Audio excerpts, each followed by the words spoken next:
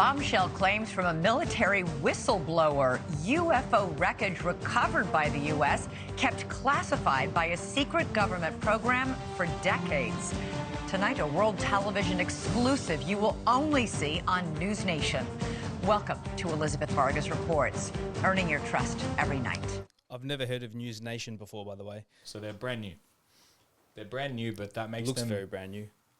They're brand new. They are mainstream, so they are on live television. Oh, they are? Okay. Yeah, so they're not just an online thing that it's using, you know... They're on the waves. Yeah, no, the they radio are. waves. The radio waves. They're what makes them interesting and accessible is that they're new, so they don't have that legacy pull. They don't have lobbyist groups. Yeah. They don't have anything basically anchoring them down from actually being a journalistic outlet. Yeah, so nothing's stopping them from being able to speak their minds. Yeah, exactly. And it also makes them very aggressive with the way they focus their attention and time and information. And Ross, in his podcast, actually shouted out News Nation for that exact reason. He said they're new and they're aggressive, which is what we need in this topic. So, yeah, go ahead and press play. Done.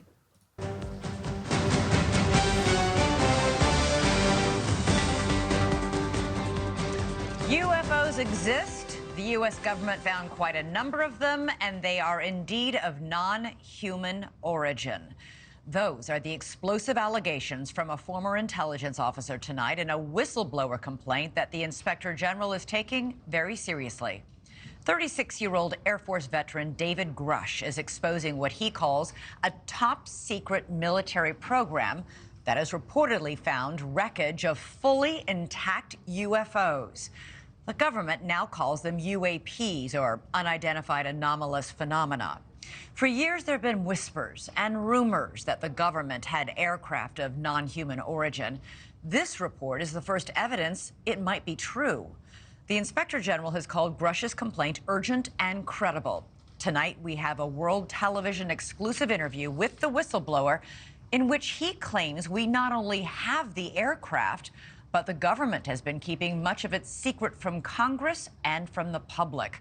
News Nation senior national correspondent Brian Enton is here with the story, and this is a blockbuster. It is a blockbuster. It's really hard to wrap your mind around this. I've been working on this for the past couple of weeks. I'm still having a hard time processing all of it. Over the last couple of years, it sort of became mainstream to discuss UFOs. The government has released videos.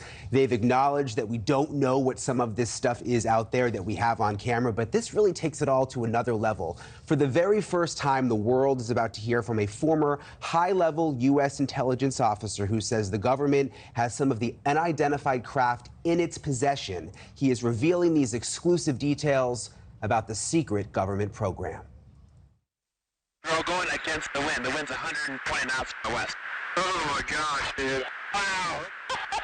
We have all seen these blurry videos of unidentified flying objects. Video evidence, if you will, that old tales of UFOs may not all be conspiracy theories. In recent years, Congress starting an official U.S. government Unidentified Aerial Phenomena Task Force, recently renamed the All-Domain Anomaly Resolution Office, or AARO. And now in a News Nation exclusive, David Grush, an Air Force veteran, former member of that task force, and veteran of the National Geospatial Intelligence Agency, is formally blowing the whistle on secrets he says no one has ever shared publicly before. You are one of the most trusted former intelligence officials in the U.S. defense and intelligence establishment. Yes, I was. You were trusted with the most intimate secrets. Yes. Grush sitting down with award-winning investigative journalist Ross Coulthart, who's reporting for News Nation and has spent years reporting on the UFO question. What conclusion did you come to at the end of your time on the UAP task force? The UAP task force was refused access to a broad crash retrieval program. When you say crash retrieval, what do you mean? These are retrieving non-human origin technical vehicles, call it spacecraft if you will, non-human, exotic origin vehicles that have either landed or crashed. We have spacecraft from another species. We do, yeah. How many? Quite a number. You're kidding. No. I thought it was totally nuts, and I thought at first I was being deceived. It was a ruse. People started confiding in me. They approached me. I have plenty of current and former senior intelligence officers that came to me, many of which I knew almost my whole career, that confided in me. They were a part of a program. They named the program. I've never heard of it. And they told me, based on their oral testimony, and they provided me documents and other proof, that there was, in fact, a program that the UAP task force was not read into. Grush alleges the U.S. government has recovered non-human craft for decades. He's filed a whistleblower complaint saying he gave what he calls the classified proof to Congress and the Intelligence Community Inspector General. News Nation has confirmed David Grush's credentials and resume. We've not seen or verified the alleged proof he says he's provided to investigators. He says he can't show us the proof for national security reasons. He also tells us he's not seen photos of the alleged craft himself, but has talked extensively with other intelligence officials who have. If you're right, if you're telling us the truth, everyone, the entire American public, has been lied to for decades. Yeah, there's a sophisticated disinformation campaign targeting the U.S. populace, which is extremely unethical and immoral. You are saying to the human race, for the first time, an official intelligence representative at a high level from the US government is saying publicly, we are not alone. We're definitely not alone. Absolutely, the data points empirically that we're not alone, yeah. Do we have bodies? Do we have species of Well, non-human? naturally, when you recover something that's either landed or crashed, sometimes you encounter dead pilots. And believe it or not, as fantastical as that sounds, it's true. It's also harder for people to wrap their minds around the concept of a crashed object from somewhere else. It's easier to accept that, yeah, we see things in the sky that we can't explain. Journalist Leslie Kane broke Grush's whistleblower story this morning in the debrief. So that footage there, Yeah. of David Coulthard talking to David Grush. Ross Coulthard talking to David Grush. That's it. Was the little teaser trailer that you were so talking about. they've clipped essentially the larger interview and released it alongside this very article they are talking about now that Leslie Kane and Ralph Blumenthal have co-authored. The same one that I brought up last episode that was optioned to the Washington Post, New York Times, et cetera, and the debrief picked it up. And the debrief were very clear to say we did not author this, but we did publish it. So did the Washington Times pick it up?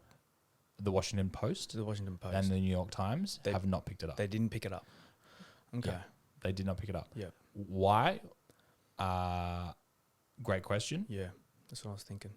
And the question on everyone's minds, considering the fact that Leslie Kane and Ralph Blumenthal co-authored the very first front page UFO article at the New York Times.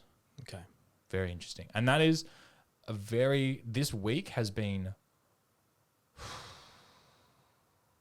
wild. Oh, on man, Twitter. I've been watching your Instagram posts. Wild. Yeah. The back and forth between the skeptics and the journalists, and that's how I'd like to differentiate them, not the believers and the non-believers or any other bullshit like that. Quite literally the skeptics and the journalists point to this very fact. Like, why wouldn't more legacy media, established media Pick 'em up, pick pick it a up. story up? Yeah. And quite honestly, I'm in the camp of they're going to have egg on their face. Massively. It's like passing on Apple stocks before they blew up. And I think that when you have such a powerful topic that's been vetted the way it's been, I mean, the detail that these three have been putting together for a year now. So this has been in the pipeline for over a year. I mean, how much work can you do on one story in a year? A lot. Fucking oath. A year, A whole year. on one story. 365 days for Every one single story. day you're making multiple calls, you're vetting information, you're hearing things Making from it sources airtight. from the inside. Like, you are putting your whole brand on the on line. the line. Yeah. It'll be interesting to see that if the Washington Post puts it, starts making articles after Monday 2 p.m. Yeah. Well, in this week alone, Maybe they're waiting. 3 of the 5 biggest outlets in the UK published the story. Okay. So you had The Sun, The Telegraph, and The Guardian. The Guardian. Yeah, The Guardian. Yeah. Arguably the biggest in the UK. Yep. The So that's Times of the 60%. UK. That's 60. It's more than half. Yeah. And Fox News picked it up. And obviously a lot of independents in America picked it up. Yeah. But I'm yet to see it in your CNNs, NBCs, CBS, et cetera, et cetera. That has not happened yet as of today. Now, here's where I think it will happen. I think it'll happen Monday at 2 p.m. I think the story is going to be so big when the interview fully reveals that you'll be forced. Yeah, that'll be the big reveal. And Now, everyone will pick it this up. episode that we're filming now will come out after the fact. Yep. So if you haven't watched the interview when it came out and you haven't followed along with my stories, force feeding you the facts to go and watch it, now's the time to finish this episode or pause this episode and come back to us after you go watch that interview, because it will be what I can imagine bombshell. Yep. The way Coulthard puts it is that there is information in this interview that will change the perspective of thought process. There's some real shit in there. I'm very much looking forward to that. Yeah, it's going to be That's big. for sure. Like, this is one of those like Super Bowl moments where you get your friends, you sit around, get some beers and popcorn and tuck in. Yeah. But yeah, let's talk about some like real cases here. Let's go back. Let's take this whole topic back a step and talk about some really cool cases that we've. Do you want to talk about the latest case that just came out in America? Yes. First, yep. All right, Let's do that. I've got footage of that. Just here, Vegas police respond to a 10-foot creature in yard after green flash across the sky. All right, let's give that a watch.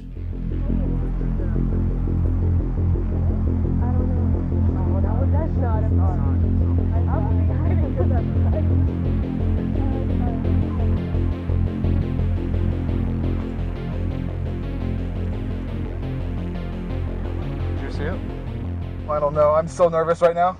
I have butterflies, bro. Everyone saw a shooting star. Then these people say there's aliens in their backyard. Me and my brother, we just Did you see it? Huh? Did you see it?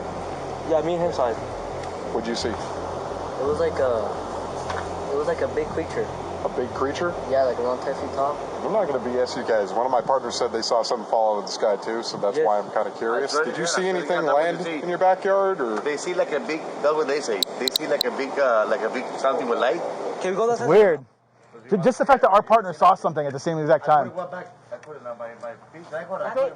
If those 9-foot beings come back, don't call us, all right? Deal with it yourself. I ain't dealing with that.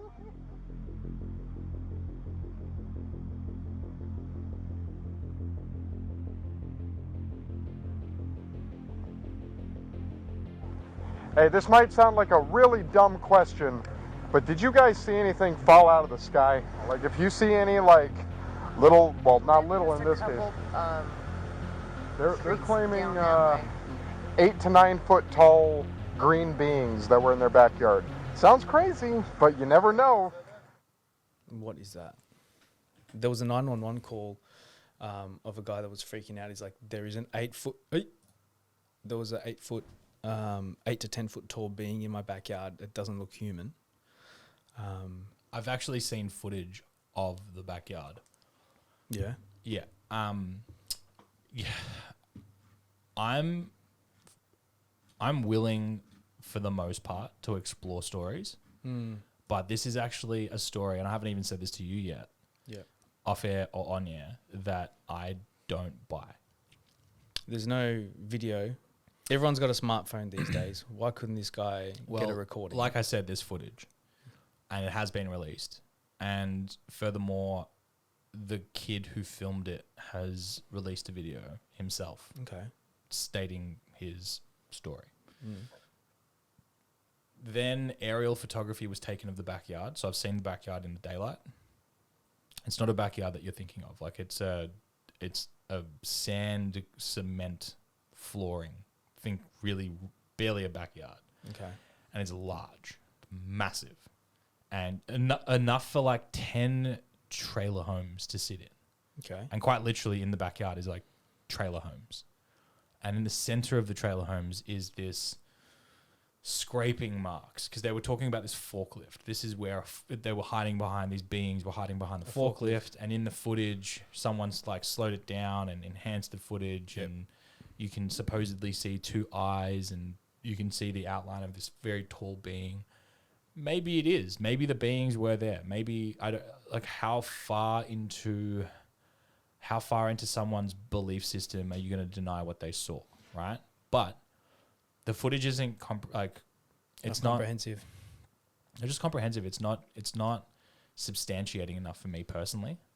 I didn't like being like a content creator. What bothers me to my core is that I'm very aware of iPhone footage and compression when you put it up online. And I understand that things degrade when you do that. Yep. But to the degree that this footage is garbage is on another level. They would have sent it through Messenger. 100. It would have been iPhone to Android and then back again, and then through uploaded Messenger, 3 or 4 times before and then it's WhatsApp. published. Yeah, fucking exactly. It's hot shit. 240p pixel. Exactly. So I don't like the footage. The aerial shot shows these cutouts where it allegedly landed or crashed or whatever, and it literally looks like someone's like scratched shit into the ground. And again, it's not even ground. It's barely sand. It's like cemented gravel. Like it's really shit. And on top of that, the timing of it. Yeah, I don't like the timing of it. I think that someone capitalized on the timing. The timing of this bigger story and like aliens in my backyard. But also this helps to discredit in a way. It does. It really does. And I think that's why it's not something I'm putting any energy into. Yep. Like I'm not. I think, and that's where I'm like, as a person interested in this topic, you really have to focus on the things. Like if I want to convince people that this your data set's got to be 100%. Well, not even just 100%, but you have to be able to just have a filter. Like you should be able to just have an objective look on everything and go, all right, if I'm trying to convince my circle of what I believe is the case, then I damn well be sure to bring forward stuff that you can bite into that has data. This ultimately is just a really fun story. It is definitely a fun story. And it has barely any data. And the data that it does have is easily explainable. Crappy footage, for example, 911 call and a body cam from a police officer. There's one more piece of footage as well. Yeah. And it's the green flash in the sky. Yeah. And that led to this whole thing. Yeah. Very commonly meteorite. Green is not an uncommon character to see in the atmosphere as something passes through it. If you can explain to some degree what we saw, then how could anyone just be like, well, that's clearly a UFO? Quick, go to the bunker, there's aliens. And by the way, if it was a crash, the backyard would look very different. Fucking oath. And what is sailing through at that speed and then nicely landing? So I don't think the footage and the story is connected, even though they've connected it 1,000 times. And I just can't buy the timing. I'd put a fucking bullshit stamp on that, mate. 100%. Yeah. I'd put a bullshit stamp on that. When I first heard it, I'm like, the guy that's talking to the police, I'm like, even he sounds like he's fucking talking shit. Yeah. So, put a bullshit stamp on that. It's a fun story, and it is fun. Maybe there's more to it, but yeah, I'm just gonna actively call nonsense on the whole thing. Where's the David Grush interview? I've got this piece here ready, which is... Let's go to Ross talking. Yeah. Anything he says is... Yeah, that's what I did. Is, until very recently, one of the most senior military intelligence officers in the US military. He operated at the highest levels of defence intelligence. When President Joe Biden wanted his presidential daily briefing, which is the intelligence briefing that's prepared for the president, it was David Grush who was involved in putting it together for the National Reconnaissance Office, the National Geospatial Intelligence Agency, and he often hand-couriered that super secret, top secret intelligence to the West Wing of the White House. He was trusted with the biggest secrets in the US. Well, this must be one of them, or counted among one of them. He has been on the record, Ross, as well, and under oath testifying that the US has found crashed non-human spacecraft, is how he describes it, and that there are these reverse engineering programs operating within the US government. I know it sounds incredible, and I felt the same way when I started looking at this as a journalist. I started out writing my book in plain sight about 2-3 years ago, and I couldn't believe that there would be such a thing that could be capable of being kept secret inside the US, which notoriously leaks like a sieve. But very, very soon I started stumbling as a journalist across people who work in the program, people who eventually led me to Mr. Grush. And I'm more than satisfied because of the corroboration that I've got from other sources, people still inside the so-called program, which is the name that they give, the euphemism that they give for people working on these reverse-engineered craft. Incredible as it may sound, it's true. It does sound incredible. And even he, I think, said that, how did he describe it? He said he thought it was fantastical and crazy. But he now believes that there is a secret program within the US government which has these spacecraft, and he's blown the whistle. He did. And in fact, what happened was he was the person Congress, as a result of certain revelations made by particularly the New York Times, Congress had mandated that the Pentagon start being more transparent on UAPs, unidentified anomalous or aerial phenomena, what we'd call UFOs. And as a result of that, he was the person appointed inside the Defense Department to do those investigations. And what he found was that he was being hindered and stopped from doing his investigations. But before he was hindered and stopped, and he took reprisal action and made a complaint to the Inspector General of the intelligence community, he actually spoke to people in the program who confirmed the existence of these retrieved craft. They talked to him about the locations of these craft, and that's all information that he's provided under oath to the Inspector General of the intelligence community, and it's now being investigated by both the Inspector General of the intelligence community and also by the various oversight committees in the Congress. That's the House Intelligence Committee and the Senate Intelligence Committee. And these are extremely powerful committees that have the power to call witnesses and to call for a full investigation. And just in the last day or so, there's been an announcement by the Oversight Committee that there's going to be an inquiry into these allegations, because Congress is already aware of these claims. There's been multiple witnesses come forward already, and I've spoken to both congressmen and senators who've told me that they're convinced that there's something to this, and they want it fully and properly investigated. Well, it has to be noted, the Pentagon's formally stating that it has no credible evidence to date of extraterrestrials, but it's confining its answer in a very careful way to the body inside the Pentagon called AARO, which is the All-Domain Anomaly Resolution Office.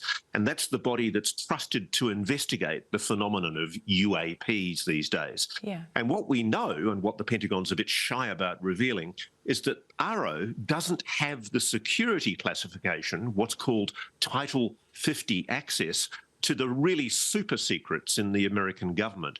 And because of that, it's been frustrated in making a lot of its inquiries to validate Mr. Grush's claims. That's why Mr. Grush has taken this to the Inspector General, and that's why it's also now the subject of investigation by the Congressional Oversight Committees. Yeah, and I want to talk more to you about those Congressional Oversight Committees in just a second. But I suppose the major criticism that's emerged in the past few days is that there is still no proof, no photos, and no first-hand account of having seen these spacecraft. You know, it's very funny, Rebecca. There's a funny double standard here. If you remember, I don't know if you were around at the time of the last Gulf War. I was. And I was being briefed by members of our intelligence community that we should accept the word of sources who were telling us that there were weapons of mass destruction in the Iraqi desert and that Saddam Hussein was making a nuclear bomb or chemical weapons.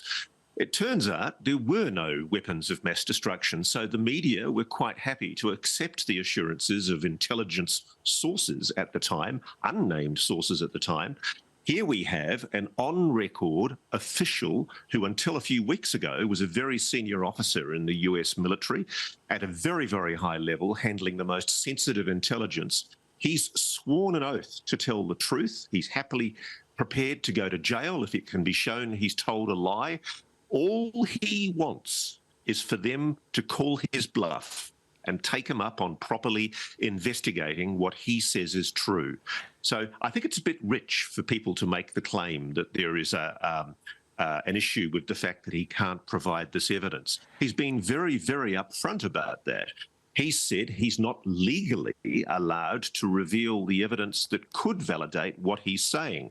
Documents, reports, photographs that he's been allowed to see because of his security classification. Well, so but because you and I don't have a top secret clearance, we're not allowed to see it. But he's saying the committees in Congress that do have those classifications should now ask for that information, call those witnesses and convince themselves whether or not he's telling the truth. Right, and so that is where this is now heading, to proper congressional oversight. Absolutely. I've spoken to congressmen and senators who are determined to get to the bottom of this. There's been a real sea change shift. As you and I both know, in the media for years, we've been acculturated to the idea that UFOs, flying saucers, aliens, little green men, it's the stuff of humour, it's the stuff of ridicule.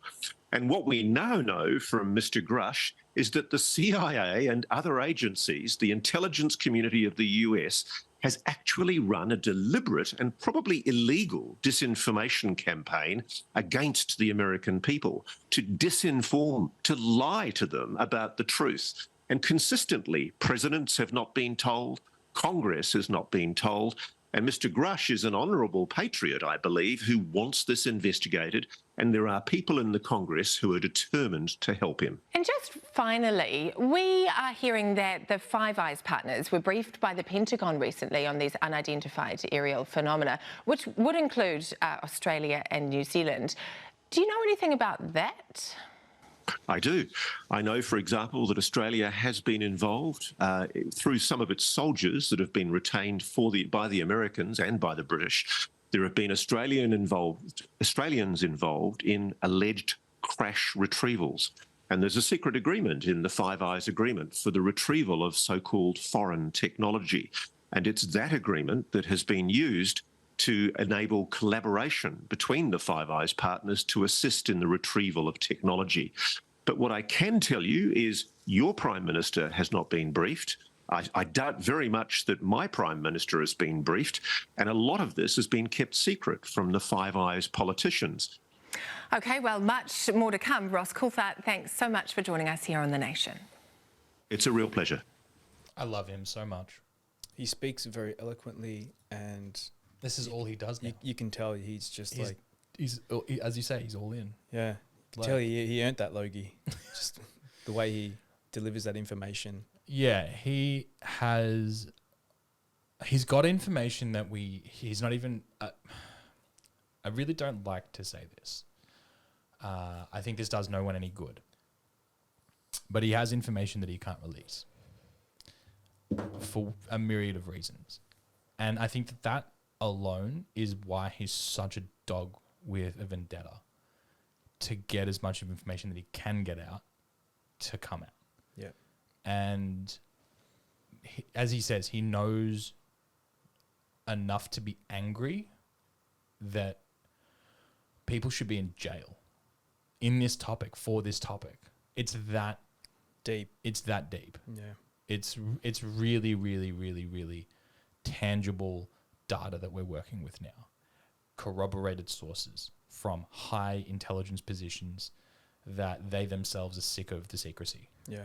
Well, when you look at the CIA's track record, it's pretty hopeless. Yeah. You know, what they've been doing behind the scenes, and, you know, they pretty much started the crack epidemic. They have been running the heroin farms in freaking Afghanistan for as soon as Russia left, they took over. The CIA is a very, very powerful organization, and I'm sure they want to keep their secrets. And we're going to have to wait till Monday to see what else Ross Coulthard has to say. There is a piece of information that it makes me question the entire story. This story? Okay.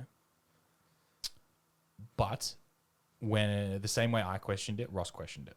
Okay. And he was convinced to not worry about it. So this piece of information is that it's called a doper. A doper. A doper. I could be totally making that up. It's an someone acronym. who smokes weed, huh? A doper. But basically, it's a pre-publication authorization that you have to get as an intelligence officer from the DoD. Okay. So if you release information without this authorization, you're basically immediately jailed. Like, it's a it's a criminal offense, and they take it very seriously. So in order for David Grush to come forward, he actually had to get authorized to release the information that he's releasing. Now, if you follow the history, the DoD doesn't exactly have a great track record of any information release. No. Ever. So why now? Why now? You know, why did they okay any of this? That's the big question. So that was the question Ross asks, and he says that it's two-way street. One, either this is a big disinformation act, and this whole story is one of the most elaborate disinformation acts on record because there's so many moving parts, or there's a sea change. It's one or the other. It's black and white. It's black and white. Yeah. There is a sea change, and they've succumbed to the realization that they can push as much as they want, but as soon as the amnesty for whistleblowers has signed into law, which it did, this is going to keep happening. Yeah. And everybody speaking about their tight-knit closeness to David Grush speaks so highly about their sources that speak about David Grush and his validity. Because ultimately, David Grush is a middleman. Yep. He hasn't seen anything with his own eyes. He hasn't been into the programs himself, but he works very closely with those that are either still in those programs or were a part of those programs. And they, off the record, have spoken to Ross saying, you need to listen to David. There's a lot of red tape that we can't fuck with, but he no longer is a part of it and has. He's cut every single red tape ribbon. And he's like, see ya, release the information. Yeah. So... it's such an interesting case. It's such an interesting case. And it's developing as we speak. We are in the thick of it. It's the most riveting thing in the world. Yeah. Right now. You heard that excerpt from the clip, the one we watched before this one, with him talking to David Grush. He asked him point blank. So you're saying we have unequivocally recovered crashed craft from a non-human intelligence? Yep. And David Grush said yes. Yep. So he basically outed that we are not alone in this universe. Exactly. And then he also stated that there are bodies. And if he's lying, he is open to being jailed. Yeah. He believes it that hard. Mm. Who the fuck would want to put themselves on the line like that to what end? Mm. If you were full of shit and you were making this up, are you a sociopath, ready to destroy your life, ready to just call it quits. And like the guy's not even old; he's 36. He's just a couple years older than us. Yeah. Why would you throw your life away like that and do it so publicly? Yeah. If you really didn't believe what you were saying. Yeah, he believes it. You can tell. Knows it. Yeah. It's beyond belief at this point. It's just like, I'm going to sue the government. Literally. And that's what he did. Yeah. That's literally what he did. Yeah, that's hectic. This is one of the more credible ones, that's for sure. Probably the most credible. The most credible. Thus far. Yeah. There is, again, there's a lot of pundits on Twitter. It's Twitter. But Twitter it's okay. How do I Twitter differentiates itself from any other forum platform in the fact that it on its own holds a lot of validity, despite the who owns it and it not being a disinformation platform or an information platform owned by the government and the big pharma or Elon Musk or whatever. Outside of that, it is the most valid platform for information. I barely use it. I've just started using it now. And then my account got suspended. God damn it, Elon. If you're listening to this, just unsuspend me already, dude. Just because a couple of weeks of inactivity, it gets suspended. Now I'm jumping through loopholes trying to fucking... Yeah. I'm just going to have to create a new account, dude. It's the first place information goes. It's the first place. People don't publish their findings on Instagram. They don't publish their findings on Facebook. If you want maximum reach. No one's Snapchatting, headline articles to each other. No. So of all of the social media platforms that information goes to, from legacy media all the way to independents to people in government, senators, congressmen, the fucking POTUS, for God's sake. Anybody ever goes to Twitter to break news. It is not just a platform for bullshit and trolling and riffing. Spreads like wildfire. It is an information news first platform. And I stress this over and over again. Twitter is the most powerful platform we have. It's the best. I live on it. That's why Elon probably bought it. Yeah. Yeah. Well, amongst a lot of other issues that he had previously with, freedom of speech and whatnot. But yeah. That's, it's a topic for another time. Would you say that Twitter is better now under his control? Or Significantly. Okay, that's good to hear. I suppose we can spend 5 minutes talking about it, but I think that it's important to, obviously no one wants hate speech. No. No one cares doesn't for serve people anyone good. shitting on each other. I don't enjoy seeing it. But quite literally, Twitter used to be a platform. Have you heard about the Twitter files? Yeah, briefly. So the Twitter files is basically when Elon Musk took over Twitter, he bought the company. And when you see those movies where they're just fucking feverishly shredding everything, they're like, fuck, we got to burn this building down to the ground. So they don't find out shredding everything, yeah. Yeah, so Twitter basically have those files that were not shredded. And he went to Michael Schellenberger, he went to what's her name from the New York Times? Forgetting her name. Sorry, New York Times lady. He went to Matt Taibbi. He went to a whole bunch of. You familiar with Matt Taibbi? Well, he went to a bunch of really prominent independent journalists, and he said, "Have at, dig up what you can. Cut sick, let loose. Cut sick." And things like the Hunter Biden laptop story. Yep. COVID information. Yep. All of these very contentious topics pre-Elon. Heavily censored. Like censorship in general. Account suspended. Yeah. Just ties into, funnily enough, 3-letter agencies like the FBI. Yep. The FBI's fingers were dipped in Twitter. Yeah, they were. Because Twitter's so powerful for information. It's the first place information goes, that they were like, if we want to control any narrative, That's where we have. That is the social media platform we have to go to. Yeah, 100%.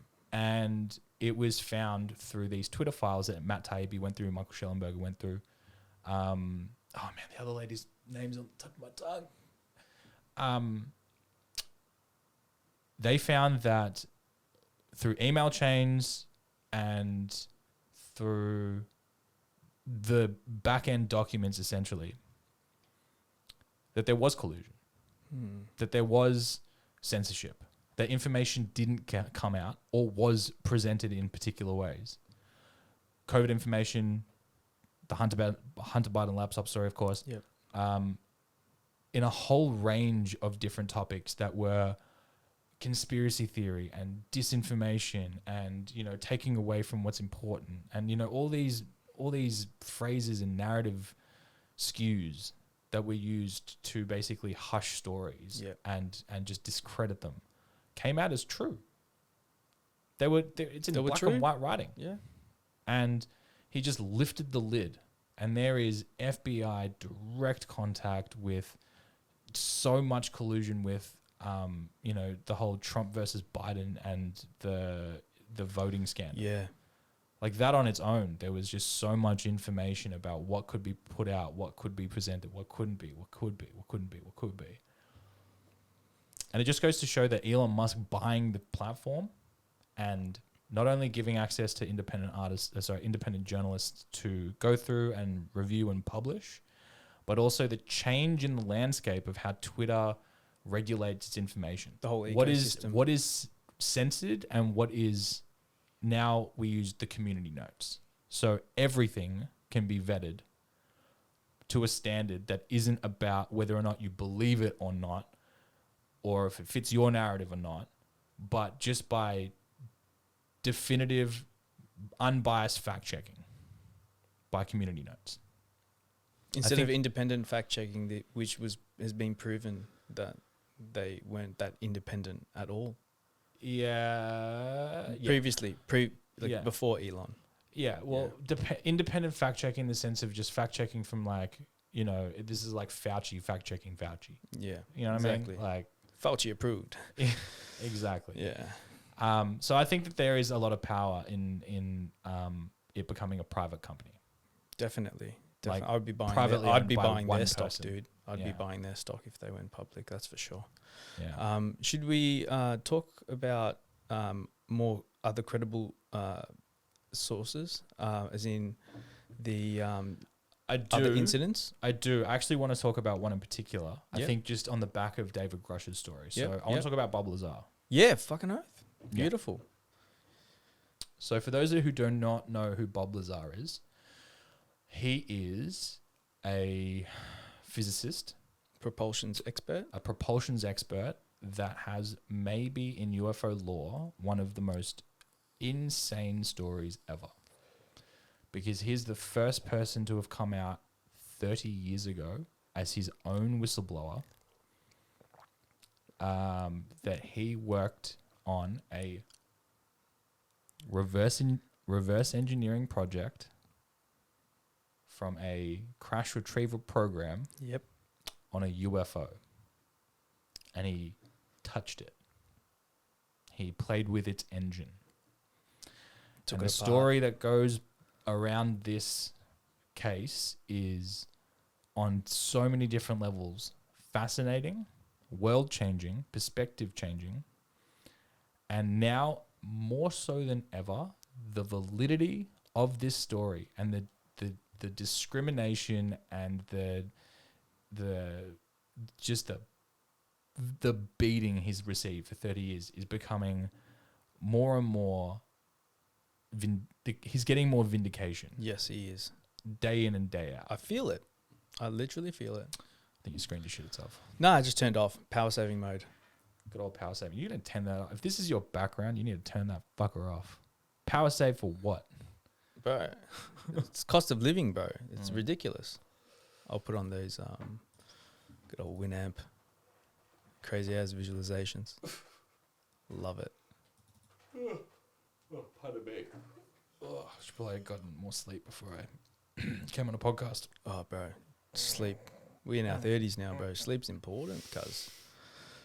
So, Bob Lazar. Story goes like this. Let's go through the history. So, if you know about this story or you know bits and pieces of it, I'm going to paint you a far more comprehensive painting. Do it. So, Bob Lazar in his hometown was known as that rocket guy because he was well known for driving around his neighborhood in his Honda that he retrofitted a rocket to. Hectic. Typical Honda drivers. Yeah.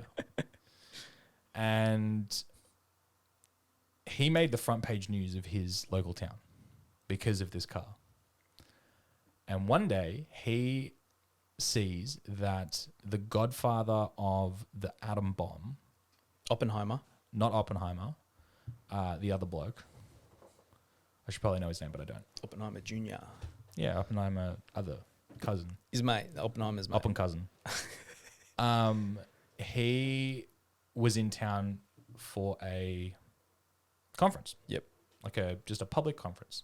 I'm going to talk about my experience, blah, blah, blah. And he asked for some time off work. He's like, this is, I can't miss this. So he drives down to the venue, and lo and behold, having a cigarette, reading the newspaper, is old mate. Yep. And he's like, this is a guy straight out of history. I have to go say hi to this. Of course, naturally. So he walks up to him and he introduces himself, and then he points to the front page and he's like, that's me. You're reading about me. Yeah. Yeah. And they get chatty, and of course he says, look, if you're ever looking to hire anyone, like I'm willing and able, I'm a physicist. I'm That's keen. what I do. Like I'd love to work with you. And Keen he's like, as mustard. yeah, if anything comes up, I'll think about you and we'll go from there. So time passes, maybe like a few years even.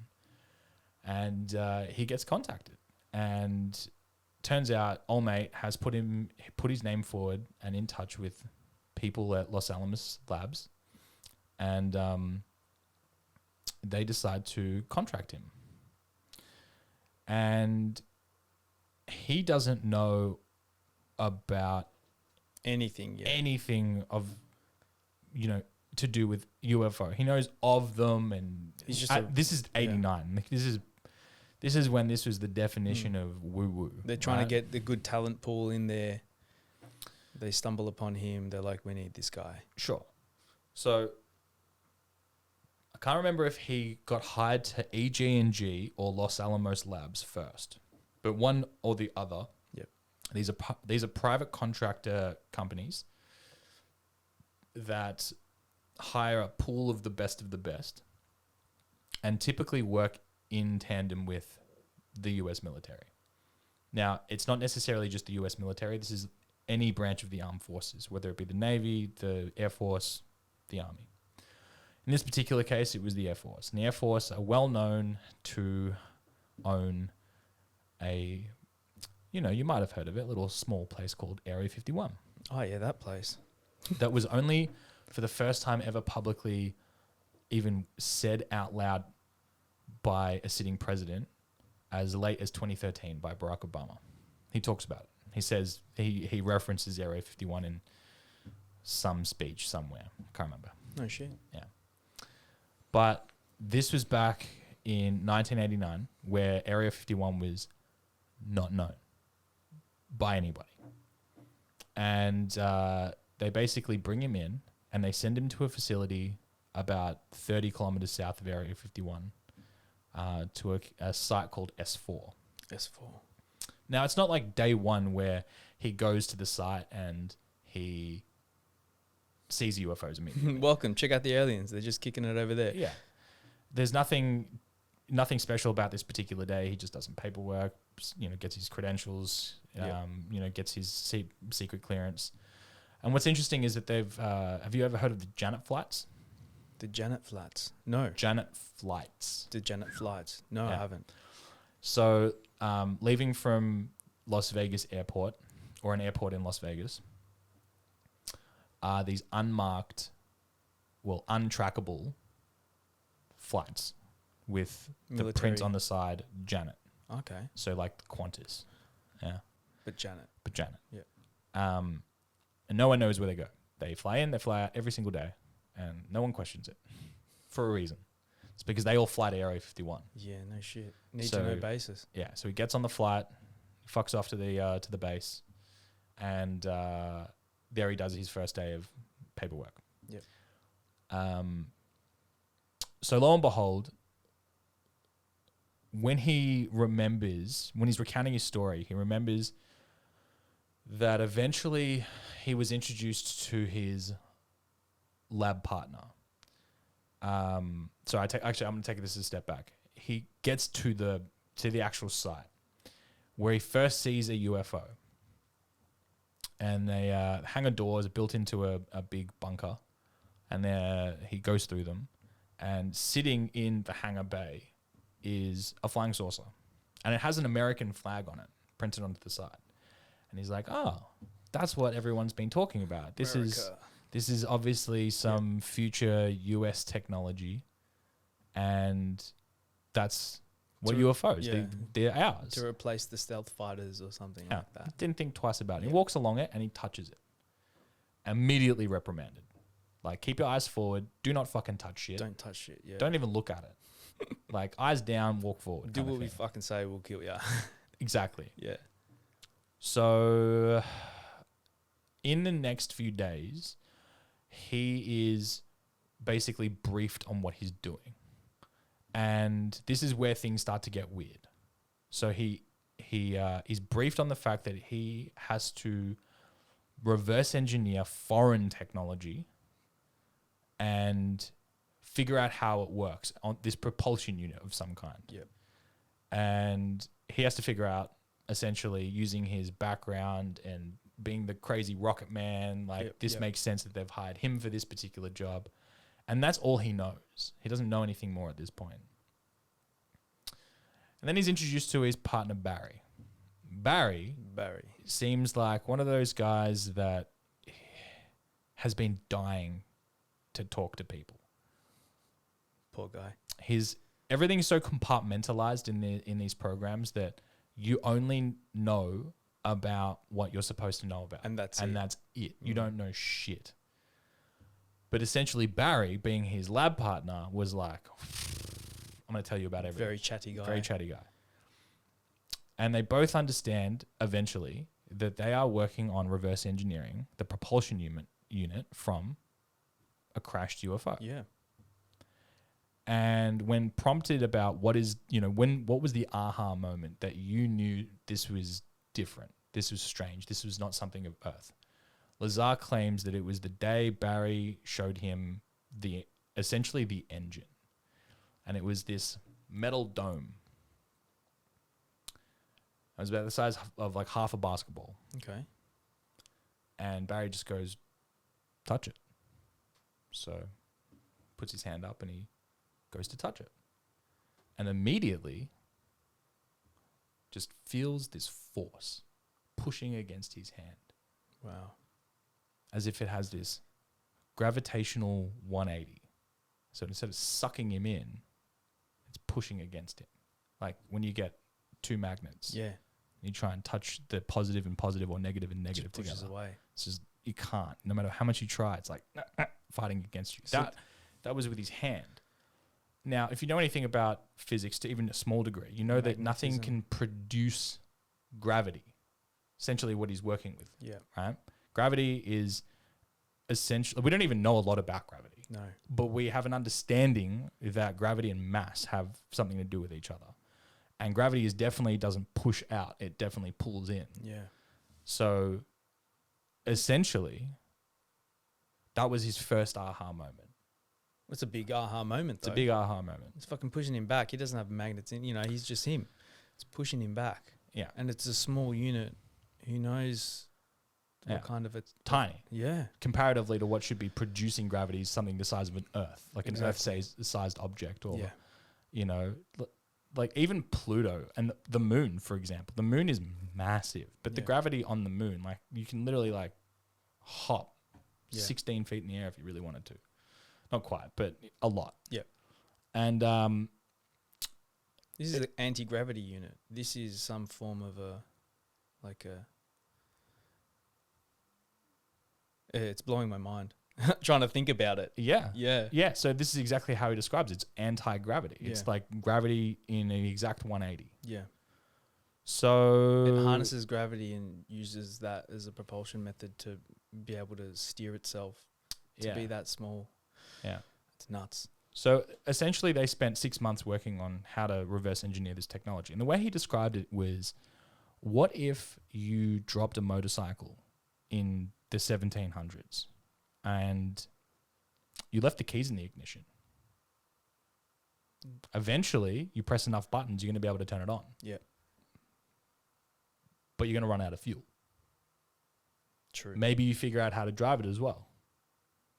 But you're going to run out of fuel.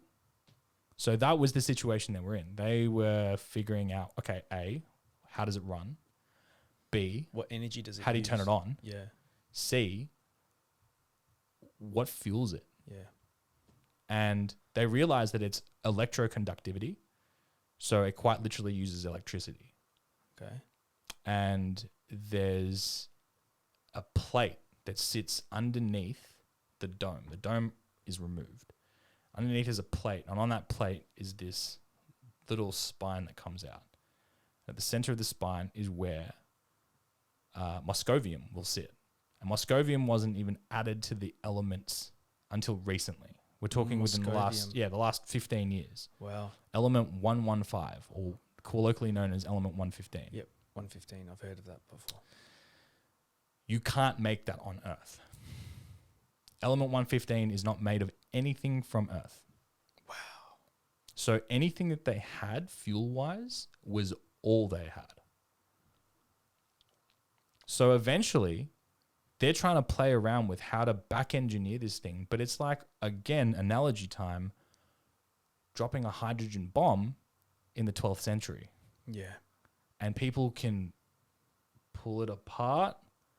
They can press around with it. Ooh, but that sounds but dangerous. are you? Yeah, exactly. Are you about to explode? Yeah. Do you take a panel off and just radiation just starts to? You just die invisibly from some invisible force. Like, you have no idea what you're working with. Nope. You've got no frame of reference. You've got no Lego instructions. You've got nothing. Nada. And you're trying not to die. And funnily enough, through conversation, there was no details in this, but Barry had a partner before Bob. That's why Bob was even brought in, is because Barry's partner died in an incident. Ooh. Yeah. Something happened on base and he exploded. God damn. Poor guy. Yeah. That's hectic. The only time Lazar remembers seeing anything in operation was because he actually did. He did see a craft take off, hover about 20 feet off the ground, do some maneuvers, and drop down. And he knows that there was a guy inside of it. So they got it to work. Well, they didn't use hover. not that craft. They've got multiple crafts. Okay. One day he came in. I'm jumping around a little bit, but one day he came in and he's like, so there's the hangar doors to go in, and then there's bay doors, multiple bays. And he's like, one day, and only on one day, the bay doors were open across the entire hangar. And he walked in and he counted 9 UFOs. 9 different UFOs of varying shapes. And he's like, they were definitely UFOs because they looked nothing like a plane at all. All cylindrical, like discs, kind of. Some were discs, some were squares, some were triangles. just God knows what. Like, you mean we're just sort of dumbing it down to just regular shapes, but ultimately, yes, regular shapes, but in varying degrees of regular shapes.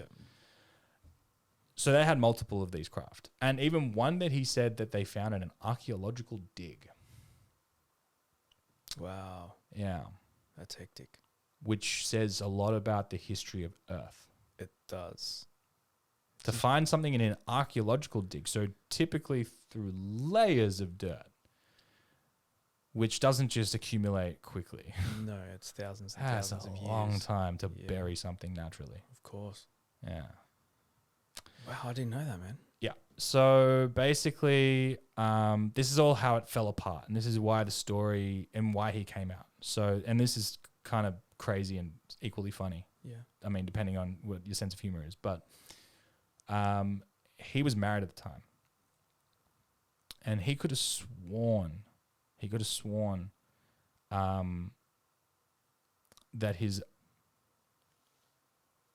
that his job was not going to affect his marriage, but it did. Oh, how could it not, dude? That's the most hectic job. And it's the craziest shit.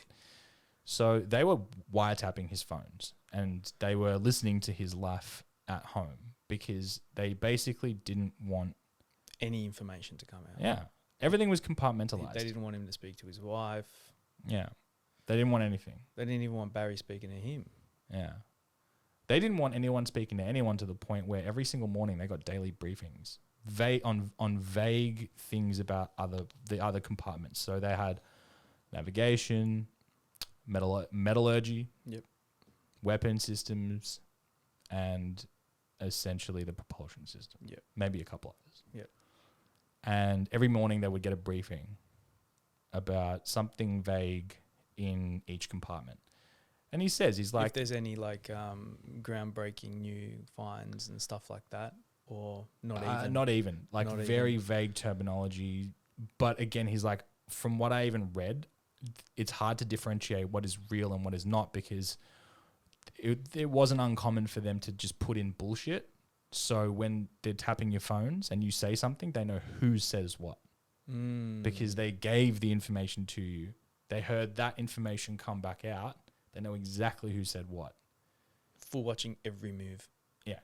So the things, and before I touch on what happened with his home life, the things that he did hear about in these briefings, I think the most notable one was that where the craft was from. And it was from the Zeta Reticuli star system. Zeta Reticuli star system. Yeah, and that'll come up when we talk about Betty and Barney Hill. Okay. Just put a pin in that. Betty and Barney Hill. Okay. That one's fascinating. We'll get to that one next. That's a good story.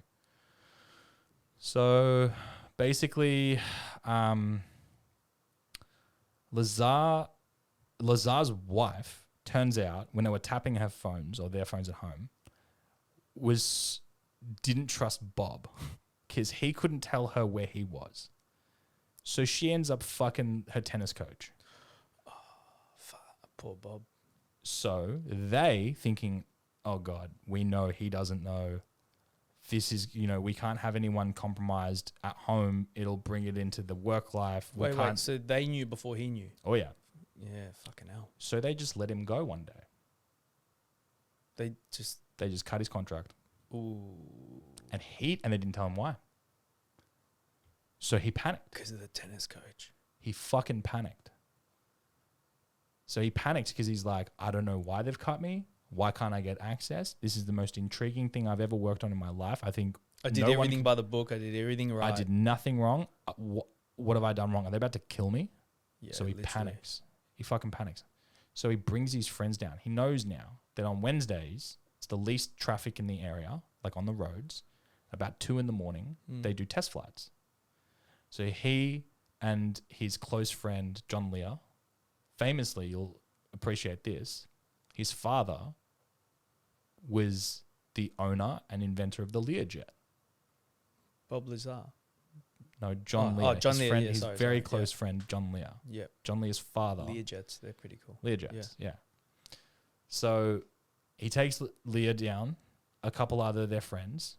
They take a camcorder and they start filming the test flights.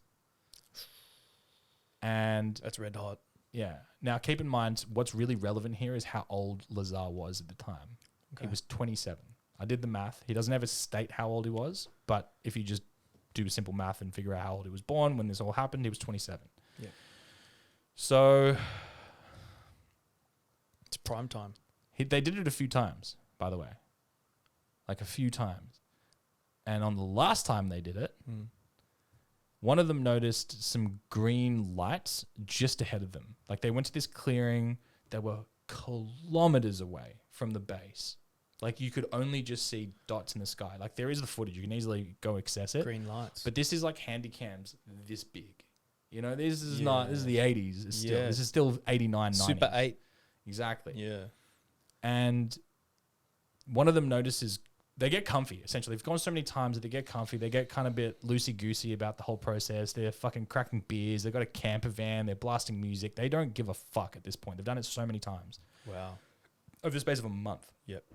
And one day they say green. One of them's like, what the fuck is that? And no shit, it was a team of soldiers wearing night vision there to arrest them. Oh my So God. he goes into panic mode and he's shitting himself. Fucking oath. They interrogate him. They interrogate everyone. What did you see? What did you do? What do you know? Yeah. And funnily enough, nothing happened. And nothing happened afterwards. Like they all just like shot themselves, except Bob. Bob, more so than anybody else, was like, fuck. So this is when he contacted or was contacted by George Knapp, who worked for KLSA, Las Vegas, one of the biggest news, like local news television stations in the area. Yep. And he went by the pseudonym Steve and did an interview and said, I worked at Area S4, which is just south of Area 51. I was on a reverse engineering program for crashed UFOs. And this is my story. What year was that again? 89. 89. You can get the footage. I wasn't even born yet. Wow. Yeah. It's wild. And eventually he came out of the shadows, as in like literally they shadowed his face after a few more interviews and speaking with Knapp about his situation, yada, yada, yada. Still no idea about the wife thing. Yeah, poor guy. And he did this for a reason. He came forward for a reason. He bought himself immunity. Because by becoming public about who you are, you're basically saving yourself from potentially being just offed. Yeah, and exactly. no one questioning it. No It was one just a knowing suicide. about it. Yeah, exactly. So he did it for his own safe reasons, and then eventually, obviously, found out retroactively that his wife was the reason this all went down. Can you imagine being that person? Just like this dude's dream. Like he's a physicist and he's working on a propulsion system for a non-human intelligent craft, and then your wife bangs some dude, and that's it. That's your career done. Fucking hell. It's terrible. That's rough. Yeah. You can't be open. You can't talk to your wife about these things. Yeah. She gets pissed off after a while. She's like, what the fuck's he doing? He never tells me anything. We've got no connection, this and that. Getting all emotional. He's getting just, distant. You know, gets a bit of attention from someone else and just does that. He must be cheating on me. Yeah. Yeah, he must be having another mistress somewhere. Yeah. And that's it. That's fucking all she wrote. And he's just trying to figure out this little fucking dome half the size of a basketball with a new element. It's like those memes of like, he must be cheating on me. Yeah, and then the guy's meanwhile, turning around. No, it's the one where they're like lying in bed. Oh, yeah. And he's on his phone. Yeah, and he's like, all he's thinking of is like what Pokemon character he can go catch on Pokemon Go or some shit. Like that. It's just, typical. That's hectic. But yeah, look, Bob Lazar's story is exactly the story that came out 30 years ago that is in like hand in hand. Yeah, and it's with more credible David than Grush. Yeah, and it's more credible than ever. We talked about this last time, but basically you have the dots that connect to each other. Yeah. Right. So you have a story like this from 30 years ago, and no one had said the word crash retrieval program or reverse engineering, and then it becomes part of the vernacular in the UFO law. And now 30 years later, you have one of the highest, if not the highest intelligence officer to date to come forward as a whistleblower talking about crash retrieval programs and exotic non-human intelligence tech. Bro, it's crazy. It's so crazy. It's fucking wild. The world we live in is just, there's so much more to it Yeah, man. than Kim Kardashian, Kanye West, 100%. And war in Ukraine. And Fuckboy Island. Fuckboy Island. It might be interesting, though. Not going to lie, man. I left here and I watched all 4 of the first episodes. Yeah, I remember you told me. It's been a pleasure doing this. And we'll do it another one again soon. ASAP because we have that interview on Monday. Yeah. And we gotta get this out. We got to talk about it. We got to be the pundits, the Australian 100%. pundits for it. I'm keen. All right, bro. All right, awesome. A pleasure. Done. All right, guys. We'll see you later. Bye.